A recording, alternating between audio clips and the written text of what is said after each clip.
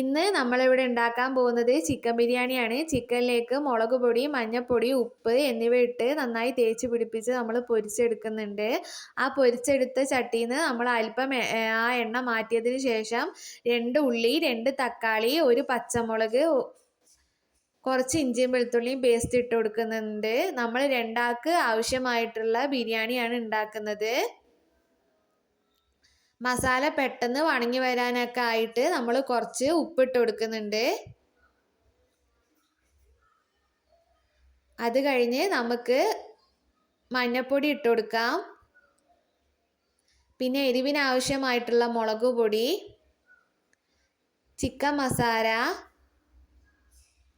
ഗരം മസാല, ബിരിയാണി മസാല ഒക്കെ ഇട്ട് കൊടുക്കാം. പിന്നെ ഒരു നാരങ്ങേൻ്റെ പകുതി പീസ് എടുത്തിട്ട് അത് പിഴിഞ്ഞൊഴിച്ച് കൊടുക്കുന്നുണ്ട്. പിന്നെ പുളിക്ക് ആവശ്യമായ തൈര് ഒഴിച്ച് കൊടുക്കുന്നുണ്ട്.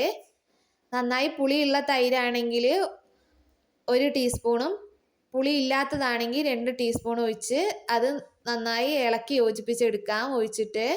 പിന്നെ നമ്മൾ പൊരിച്ച് മാറ്റി വെച്ച ചിക്കൻ ഇട്ട് കൊടുത്തിട്ട് അതും നന്നായി ഇളക്കി നമുക്ക് യോജിപ്പിച്ചെടുക്കാം.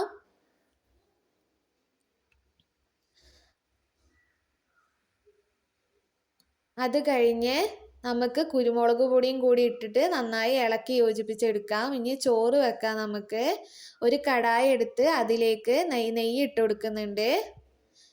നെയ്യ് നന്നായി ചൂടായി വന്നതിന് ശേഷം കുറച്ച് ക്യാരറ്റ്, കുറച്ച് ഉള്ളി, 1 പച്ചമുളക്, കുറച്ച് കരിവേപ്പില, പിന്നെ പട്ടയും ഗ്രാമ്പും ഏലക്കയൊക്കെ ഇട്ട് കൊടുത്തിട്ട് നന്നായി മൂത്ത് വന്നതിന് ശേഷം നമ്മൾ വെള്ളം ഒഴിച്ച് കൊടുക്കുന്നുണ്ട്. 1 കപ്പ് അരിയാണ് ഞാൻ എടുക്കുന്നത്. അപ്പോൾ അങ്ങനെ 2 കപ്പ് വെള്ളം ഒഴിച്ചു കൊടുത്തിട്ടുണ്ട്. വെള്ളം നന്നായി തിളച്ച് വന്നതിന് ശേഷം അരി ഇട്ട് കൊടുക്കാം.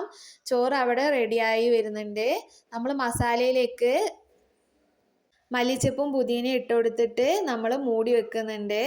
നമ്മൾ ദമ്മിടുന്നില്ല കേട്ടോ. ബിരിയാണി ഇവിടെ റെഡി ആയിട്ടുണ്ട്.